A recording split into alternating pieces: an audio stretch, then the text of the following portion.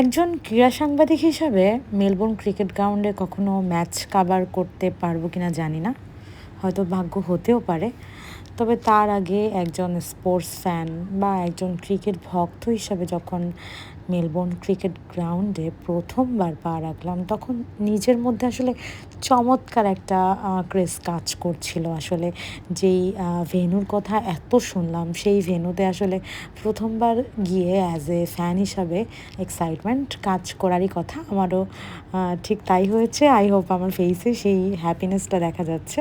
তো চলুন একটু মেলবোর্নের গল্প আপনাদের বলি। আপনারা কম বেশি সবাই জানেন যে এই স্টেডিয়ামটি বিশ্ব ক্রিকেটের একদম অন্যতম ঐতিহাসিক একটা স্টেডিয়াম, যেটি ভিক্টোরিয়া রাজ্যে অবস্থিত। এর প্রতিটি কোণ, প্রতিটি গ্যালারি এক একটি অমলিন গল্প বলে।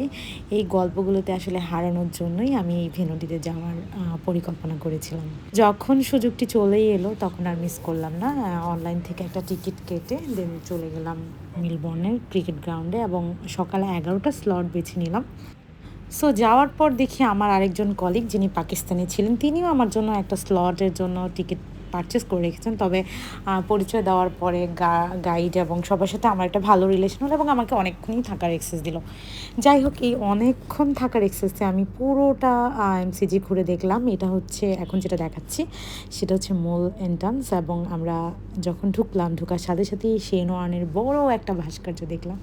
শুধু শেন ওয়ার্ন নয়, অনেক কিংবদন্তি অজি তারকাদের আপনি এখানে ভাস্কর্য এই স্টেডিয়ামের চারপাশে দেখতে পারবেন। যদিও পুরোটা চারপাশ দেখার আমার মতো হাঁটা হয়নি, তবে ভেতরের অনেক কিছু দেখা হয়েছে। তো এই তো আমরা ঢুকছিলাম, গাইডের সাথে যাচ্ছিলাম এবং তিনিই আমাদের গাইড করে নিয়ে যাচ্ছিলেন যে আমাদের কি কি দেখাবেন। তো শুরু হলো আমাদের স্টেডিয়াম জার্নি, এবং জার্নি আপনারা দেখতে দেখতে একটু স্টোরিও বলে ফেলি। যেমন এটি হচ্ছে ক্রিকেট অস্ট্রেলিয়ার প্রধান ভেন্যু, তবে এটার মালিকানায় আছে মেলবোর্ন ক্রিকেট ক্লাব। তাই এই আলাদাভাবে ক্লাবটির সঙ্গে জড়িত থাকা নানা স্মারক আছে এই এমসিজিতে। ক্লাবটির সদস্যদের সম্মান জানানোর জন্য বিশেষভাবে একটা গ্যালারি নির্মিত হয়েছে, যার নাম দেওয়া হয়েছে মেম্বার্স ক্লাব। এই 1 লাখ ধারণ ক্ষমতা সম্পন্ন স্টেডিয়ামটির মেম্বার্স গ্যালারির পুরোটা অংশ ক্লাবের সদস্যদের বিভিন্ন স্মারক, বিভিন্ন ঐতিহাসিক ছবির পাশাপাশি এমসিজির সদস্যদের বিভিন্ন পুরস্কার, অর্জন এবং ক্রিকেট ইতিহাসের উল্লেখযোগ্য মুহূর্তগুলো সংরক্ষিত করে রাখা হয়েছে। তাদের সঙ্গে গাইড আমাদের সেই গল্পগুলোই, আপনাদের যে ভিডিওতে দেখাচ্ছি, গাইড আমাদের সেই গল্পগুলোই তুলে ধরছিলেন এবং বলছিলেন যে কোথায় কি আছে। আমাদের তিনি দেখাচ্ছিলেন যে মেলবোর্ন ক্রিকেট ক্লাবের সঙ্গে বিভিন্ন ক্লাবের যখন সফর, সৌজন্য বিনিময় হতো, তখন ওই ক্লাবগুলোর কিন্তু বিভিন্ন ব্লেজারগুলোও সাজানো আছে এই স্টেডিয়ামে। যেমন ওই রুমের মধ্যে তাকালেই দেখা যায় নানা রকমের ব্লেজার। যাই হোক, এই মেলবোর্ন ক্রিকেট ক্লাবের অধীনে এটি একটি সাধারণ মাঠ ছিল, যেটি 1853 সালে যাত্রা শুরু করে এবং স্টেডিয়ামের ভিতরে টানানো বড় একটি মানচিত্রে সেই ইতিহাস সম্পর্কে আমরা জেনেছিলাম। আমাদের সঙ্গে থাকা গাইডও আমাদের সেই মানচিত্র দেখে দেখে আসলে বোঝানোর চেষ্টা করছিলেন যে এখানে কিভাবে এই স্টেডিয়ামটি তৈরি হয়েছে। তো ওনার কথার সারমর্ম এমন ছিল যে যখন প্রথম স্টেডিয়ামটির ভিত্তিপ্রস্তর হয়, তখন মাত্র মেম্বার্স প্যাভিলিয়নের জন্য মাত্র 60 জন ধারণ ক্ষমতা সম্পন্ন একটি গ্যালারি তৈরি হয়।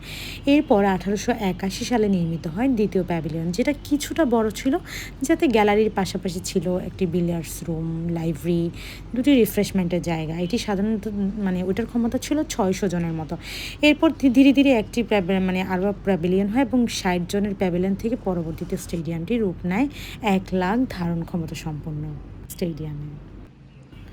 বর্তমানে বিশ্বের অন্যতম স্টেডিয়ামের স্ট্যান্ডগুলো কিন্তু বহু স্তরে সাজানো, যাতে দর্শকরা মাঠের প্রত্যেকটি কোণা থেকে খেলা একইভাবে দেখতে পাবে। এবং স্টেডিয়ামটি এমনভাবে সাজানো হয়েছে যা দেখে মনে হবে পুরোপুরি একটি কমপ্লেক্স।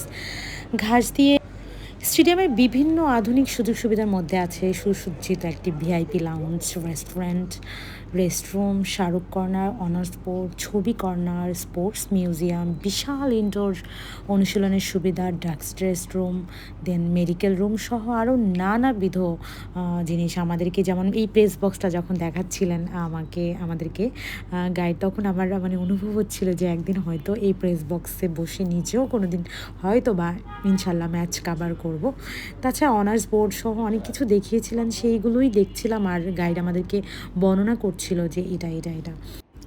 তবে স্টেডিয়ামের মধ্যে থাকা অত্যাধুনিক যে স্পোর্টস মিউজিয়ামটি ছিল সেটি আমাকে খুবই মুগ্ধ করেছে, বিশেষ করে ক্রিকেট অস্ট্রেলিয়ার ইতিহাসের সাক্ষী এই মিউজিয়াম। তাদের নানা স্মারক তো সেখানে আছেই, সেই সঙ্গে স্থাপিত হওয়া শেন ওয়ার্নের একটি হল অফ ফেম, যেটি দেখে মানে মুহূর্তের মধ্যেই মনে হয়েছিল যে শেন ওয়ার্ন যেন আমার সামনে দাঁড়িয়ে আমাকে ক্রিকেটের গল্প শোনাচ্ছে। আমি কিন্তু ভুল বলিনি, সত্যি বলছি। আমার মনে হয়েছিল যে শেন ওয়ার্ন আমার সামনেই দাঁড়িয়ে আছেন।